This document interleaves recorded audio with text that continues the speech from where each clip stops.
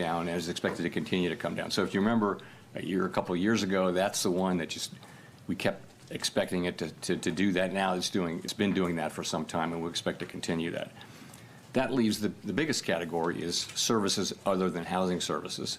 And that's kind of been moving sideways over the last few months, but a significant part of that is non-market services. And we don't take a lot of signal about the tightness of the economy from that. So if you add all that up, a couple things to say. One is that inflation away from tariffs is actually not so far from our 2% goal.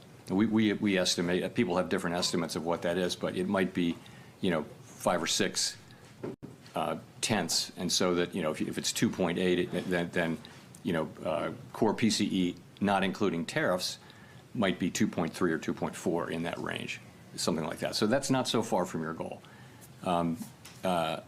So that we look at that, and the thing about tariff inflation is the base case is that it will come and it probably will increase further, but it is that it will be a one-time increase. And we've been very focused for all of this year at making sure that that's the case and thinking carefully about what are the pathways through which it could become something else, troublesome inflation. One of those would be, a really tight labor market. We don't see that. Another could be inflation expectations moving. We don't see that.